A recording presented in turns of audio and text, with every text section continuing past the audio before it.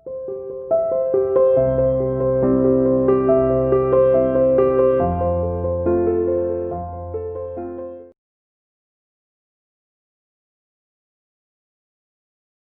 morning students, how are you? You are welcome to CR International Online Classes। आज का 7th A2 और 7th A4 SST Hindi medium का जो topic है वो हमने लेसन 5 से लिया है, जो कि आपके टेस्ट के लिए भी रिवीजन हो जाएगा। इसके अंदर आपका जो टॉपिक है रूलर्स एंड बिल्डिंग, जो कि लेसन का ही नेम है, इसके अंदर कुछ महत्वपूर्ण टॉपिक हमने लिए हैं, जैसे कि कुछ भवनों की निर्माण शैली के अंदर हम यहाँ पे चर्चा करने वाले हैं।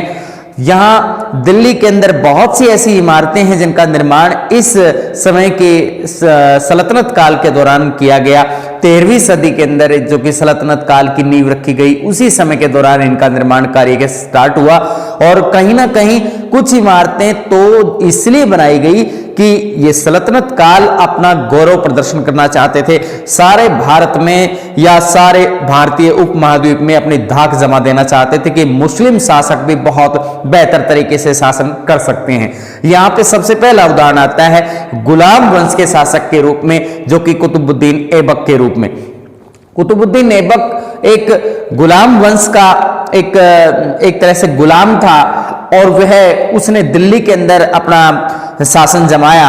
उसने कुतुबुद्दीन ऐबक ने कुतुब मीनार बनवाई दिल्ली के अंदर, पुरानी दिल्ली में, और ये कुतुब मीनार मुस्लिम शाही सत्ता का प्रतीक थी। भारत के अंदर अपना गौरव प्रदर्शन करना चाहते थे, अपनी धाक जमा देना चाहते थे, अपना वैभव प्रदर्शित करना चाहते थे, सिर्फ इस मकसद से बनाई गई थी। ये काफी मतलब इसको बनाने में काफी समय लगा है। कुछ इसकी जो नींव रखी गई है वो कुतुबुद्दीन ऐबक के द्वारा, इसका कुछ बचा हुआ काम जो है कम से कम दूसरी, तीसरी, चौथी मंजिल तक का जो कार्य करवाया गया इल्तुतमिश के द्वारा, और बाद में इसका कुछ बचा हुआ काम कई शासकों का योगदान इसमें रहा है, जैसे मोहम्मद तुगलक का, फिरोज शाह तुगलक का।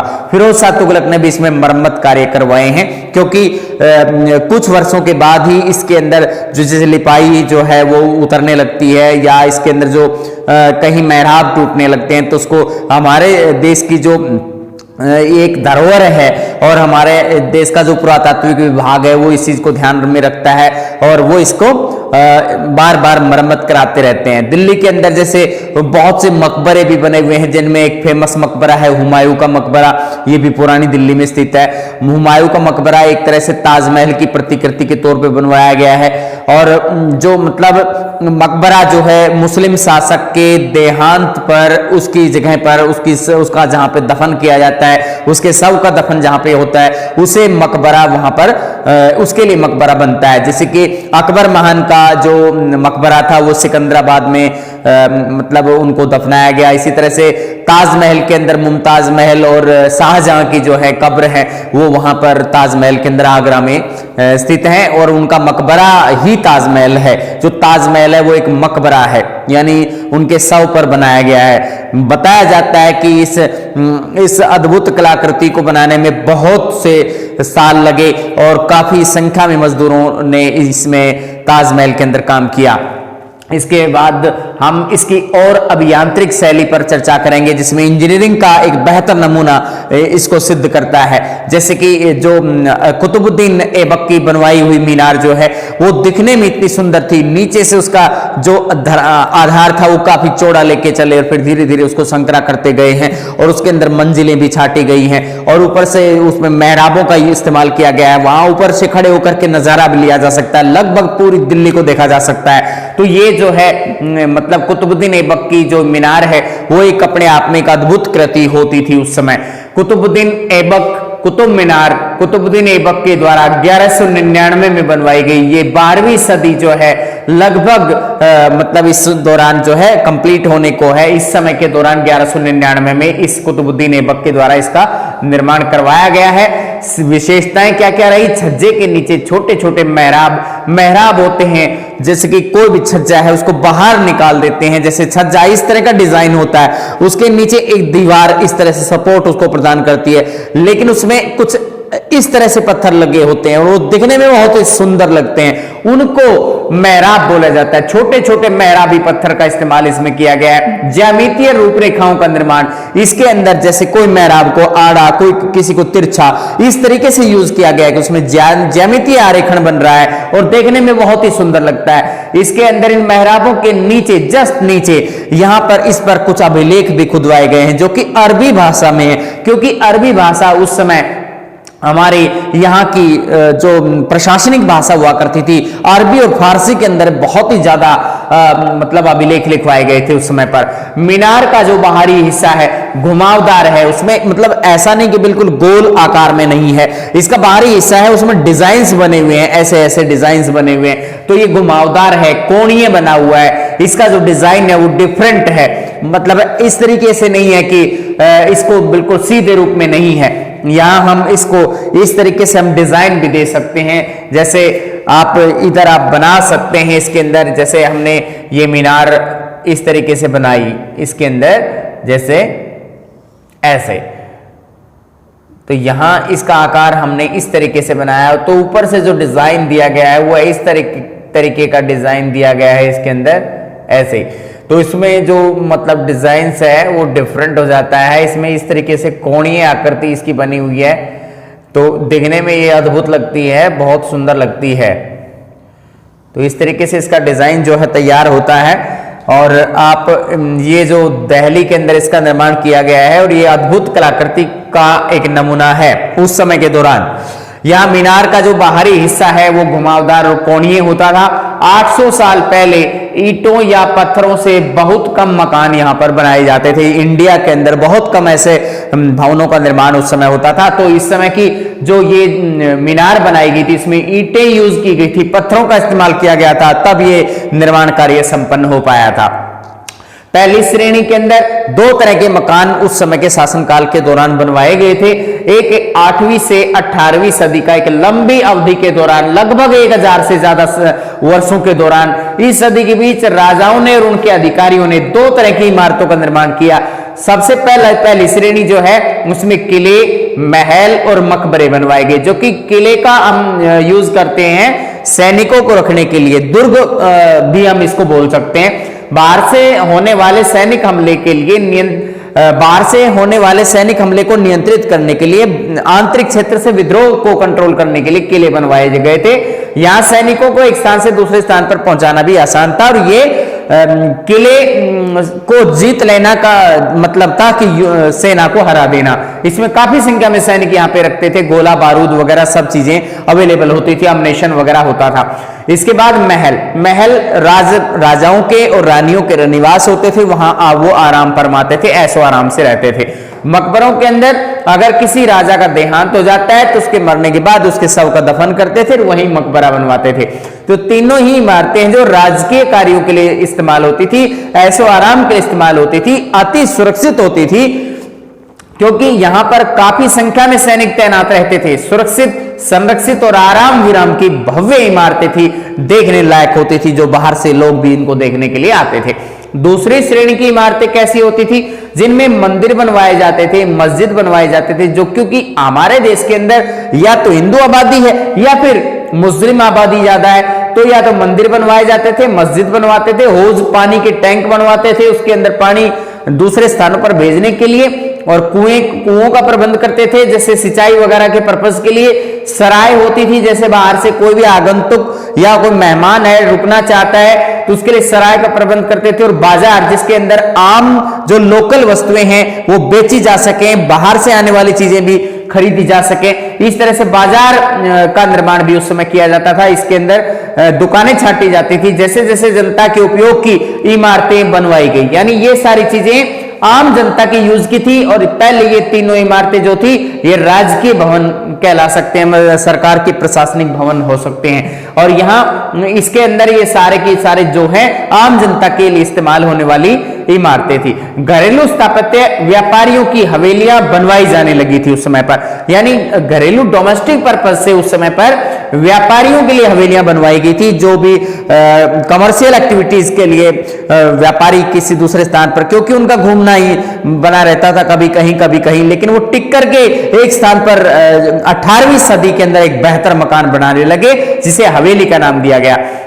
इसके बाद है अभियांत्रिकी कौशल, जो बनाने की शैली थी, चाहे वो महल बनाते हो, मकबरे बनाते हो, किले बनाते हो, मंदिर मस्जिद, कोई भी शैली वहां पर निर्माण कार्य करते हो, लेकिन अभियांत्रिकी कौशल बहुत महत्वपूर्ण चीज थी कि उसकी बनावट की शैली क्या थी, उसमें किस तरह की इंजीनियरिंग का इस्तेमाल किया गया था। अनुप्रस्थ टोडा निर्माण, अनुप्रस्थ टोडा निर्माण का मतलब होता था जैसे दो पिलर्स को जोड़ने के लिए एक सहतीर का इस्तेमाल करना, दो पिलर का इस्तेमाल करके एक सहतीर का इस्तेमाल इस तरीके से कर सकते हैं, जैसे मान लीजिए ये दो पिलर हैं और दो पिलर को एक सहतीर के द्वारा जोड़ने के लिए इस तरीके का एक सहतीर बीच में सपोर्ट देने के लिए होता था।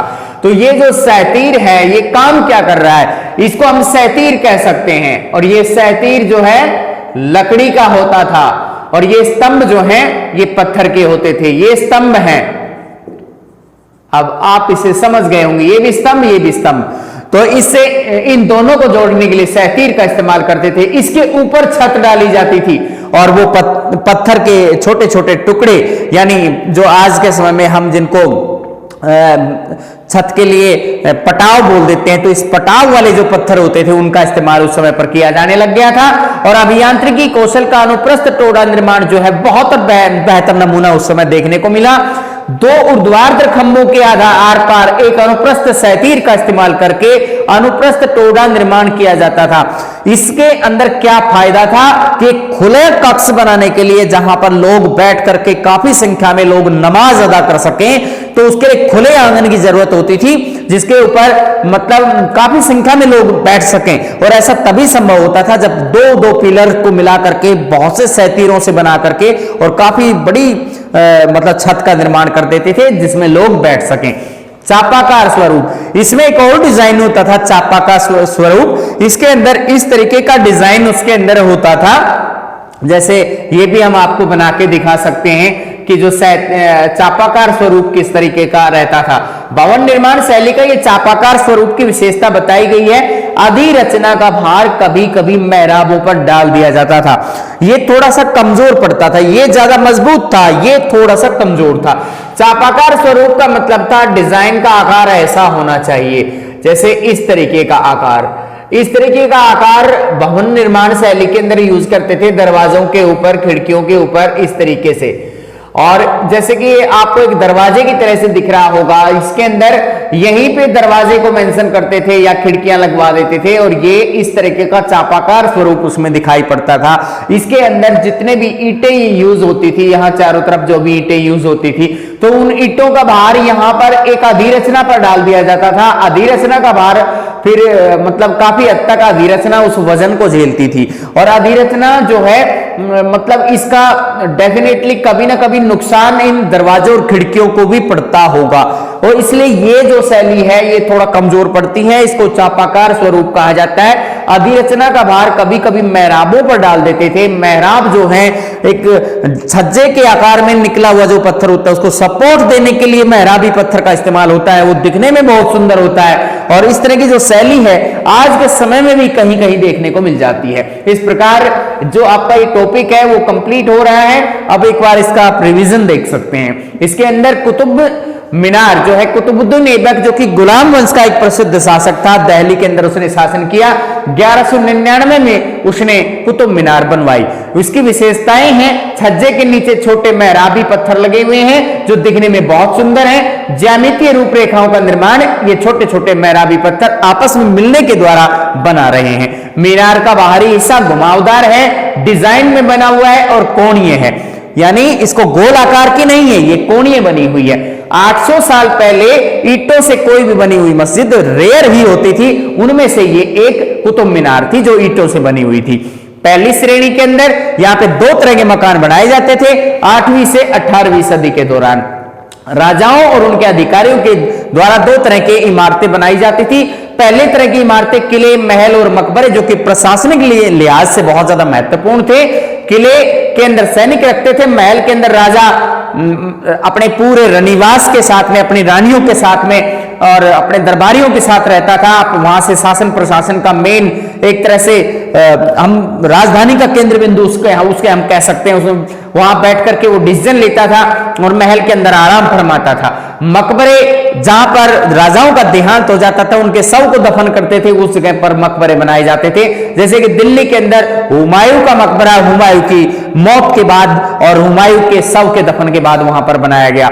सुरक्षित, संरक्षित और आराम विराम के भव्य इमारतें, ये किले, महल और मकबरे होते थे। इस चीज का उदाहरण बनता है कि यहां काफी संख्या में सैनिक होते थे, जिसकी वजह से सुरक्षित और संरक्षित होती थी।